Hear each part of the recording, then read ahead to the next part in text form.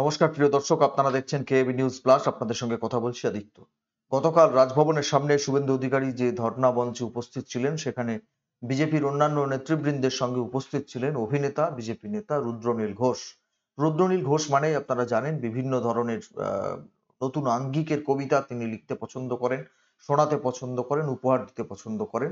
সেরকমই একটি কবিতা রুদ্রনীল ঘোষ শুনিয়েছেন, সেটা আপনাদের নিশ্চয়ই শোনাবো।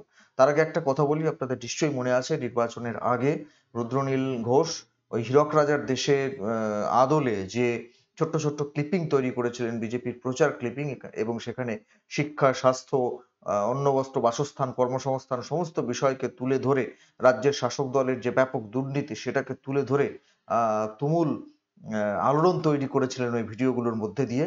ঠিক সেরকমই একটা অসাধারণ কবিতা রুদ্রনীল ঘোষ তিনি শুনিয়েছেন। এবং আমাদের এ রাজ্যের যে পুলিশ, সেই পুলিশের চামড়া এত মোটা হয়ে গেছে কোট আনকোট, যে সেই পুলিশকে লক্ষ্মীর ভান্ডারের পরিবর্তে লক্ষ্মীর গন্ডার পুলিশ বলে কটাক্ষ করেছেন। আর কটাক্ষ করেছেন এ রাজ্যের কবি, সাহিত্যিক, বুদ্ধিজীবী, মোমবাতিজীবীদের। তিনি বলবার চেষ্টা করেছেন যে বাংলার বুদ্ধিজীবীরা অন্য রাজ্যে কোথাও একটা ঘামাচি হলে সেটাকে ক্যান্সার বলে দেখাবার চেষ্টা করেন, এবং বাড়িতে যদি মোমবাতি নাও থাকে, দোকান যদি বন্ধ থাকে, নিজেরা বাড়িতে মোমবাতি বানিয়েও মোমবাতি হাতে নিয়ে মিছিল করতে বেরিয়ে পড়বেন। এইরকম বিভিন্ন রকমের কটাক্ষ করেছেন রুদ্রনীল ঘোষ।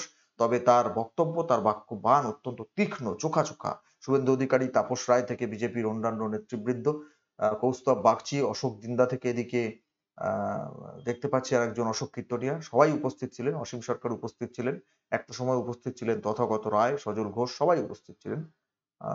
তাদের সামনে রুদ্রনীল ঘোষ যে তীক্ষ্ণ বাক্যবাণে বিদ্ধ করেছেন তার কবিতায়, সেটা আপনাদের আপাতত শোনায়। আসুন। লক্ষ্মীর গন্ডার পুলিশকে,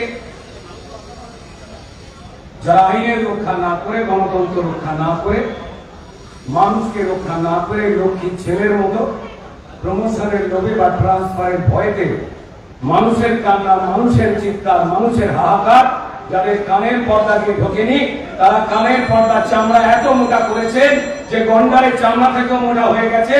তাদের কণ্ঠস্বর যা আদালত বারবার রায় দিয়ে বলছে যে মানুষের হয়ে কাজ করুন, তাদের কানে ঢুকছে না।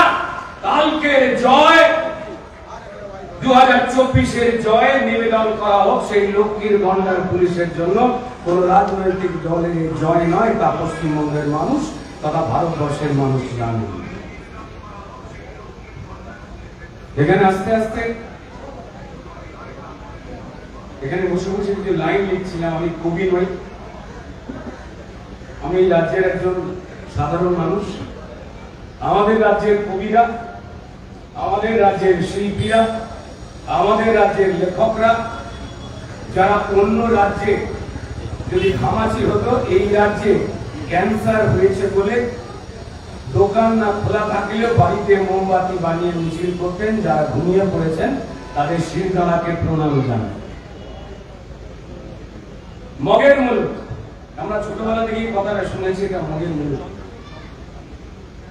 মগের মুলুক চলছে চলুক, চাইছে মহারানী। মগের মুলুক চলছে চলুক, চাইছে মহারানী।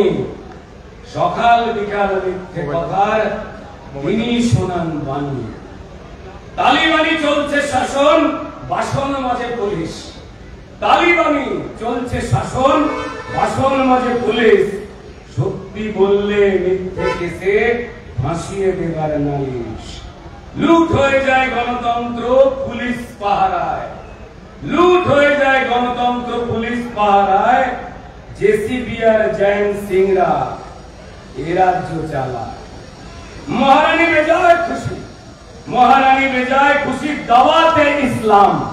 আহা, মহারানী বেজায় খুশি দাওয়াতে ইসলাম।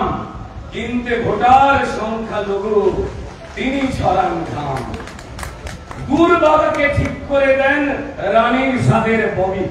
ওহ, দুর্ভাগাকে, দুর্ভাগাকে ঠিক করে দেন রানীর সাদের ববি।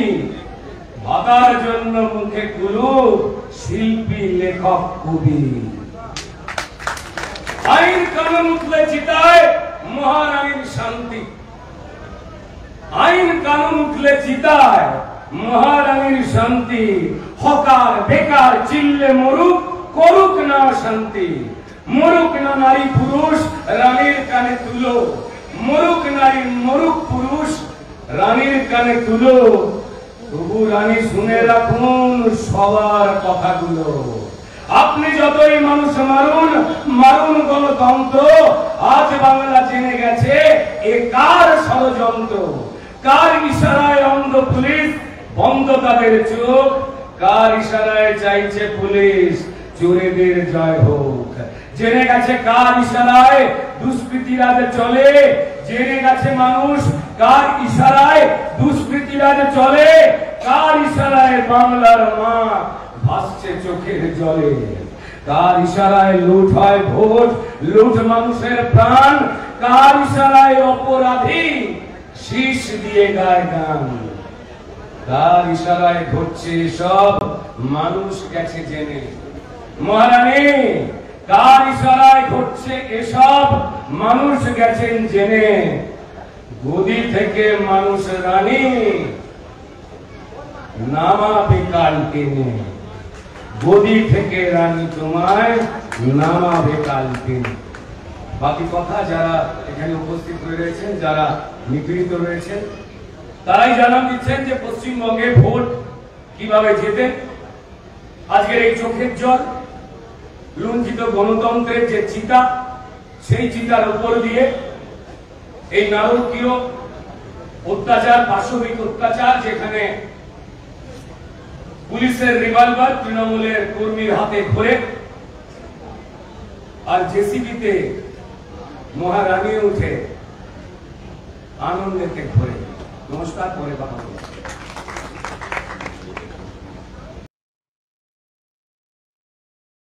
শুনলেন রুদ্রনীল ঘোষের অনবদ্য কবিতা। তিনি এই প্যাটার্নটাতে লিখতে পছন্দ করেন, এই ছন্দে লিখতে পছন্দ করেন এবং বলেনও অনবদ্য ভঙ্গিতে। খুব তীক্ষ্ণ, তার বলার ভঙ্গিমাটাও খুব তীক্ষ্ণ, মানুষের হৃদয় স্পর্শ করে খুব সহজে। আমি যে কথাটা বলবো শেষে এটা হচ্ছে এই যে এই সময়ের মধ্যে দাঁড়িয়ে রাজ্য জুড়ে এত গণপিটুনির ঘটনা ঘটছে, চোপড়ার ঘটনা থেকে শুরু করে বিভিন্ন জায়গাতে নির্বাচনের হিংসার বিষয়গুলো তো রয়েছেই তার সঙ্গে, কিন্তু সত্যিই তো বাংলার কবি সাহিত্যিক বুদ্ধিজীবী তারা কোথায়? যাদের আমরা দল বেঁধে রাস্তা দিয়ে মোমবাতি মিছিল করতে দেখতাম, যাদের কথায় কথায় বিবৃতি দিতে দেখতাম বাম সরকারের আমলে, এই সরকারের আমলে তারা কেন চুপচাপ? সব ক্ষেত্রে চুপচাপ কেন? কোনো কথা বলতে তো শুনি না, ইতস্তত বিক্ষিপ্ত ভাবে কাউকেই কোনো কথা বলতে শুনি না। রুদ্রনীল ঘোষ সেই জন্যই বললেন যদি মোমবাতির দোকান বন্ধ থাকে ওনারা বাড়ি থেকে মোমবাতি কিনে, বাড়ি থেকে তৈরি করে এনেও রাস্তায় মিছিল করবেন। এগুলো দেখতে পান না? এগুলো তারা দেখতে পান না? তাদের তো কোনো বিবৃতি দিতে আমরা কোন সময় শুনি না। এত এত অমানবিক ঘটনা ঘটছে। কালকে একটা প্রতিবেদনে দেখালাম যে গায়ের জামা গেঞ্জি খুলে সে দেখাচ্ছে যে দেখুন আমাদের উপর কিভাবে অত্যাচার হয়েছে। এগুলো বলা হবে বানানো? এগুলো বলা হবে বানিয়ে হয়েছে? ভোটের কথা বাদ দিন, ভোটের দিন যা হয়েছে সেগুলোকে স্বীকারই করবে না, সেগুলো বলবে যে না ওগুলো বানানো কথা। কিন্তু যেগুলো সংবাদ মাধ্যমে উঠে আসছে, গণপিটুনির ঘটনা থেকে শুরু করে, তোলাবাজির ঘটনা থেকে শুরু করে সাধারণ মানুষের উপর তুমুল অত্যাচার, সেগুলো নিয়েও মুখ সেলাই করে কেন চুপচাপ বসে থাকেন বাংলার বুদ্ধিজীবীরা? সেই প্রশ্নই রুদ্রনীল ঘোষ তুলেছেন, সে প্রশ্ন আমাদেরও। মনে হয় এই প্রশ্ন পশ্চিমবাংলার সমস্ত সাধারণ মানুষেরও। ধন্যবাদ। আপনারা আপনাদের মূল্যবান মতামত কমেন্ট বক্সে কমেন্ট করে জানাবেন। এক কথায় বলবেন যে রুদ্রনীলের কবিতাটা আপনাদের কেমন লাগবে, কমেন্ট বক্সে কমেন্ট করে জানাবেন। দেখা হবে পরের প্রতিবেদন নিয়ে খুব তাড়াতাড়ি।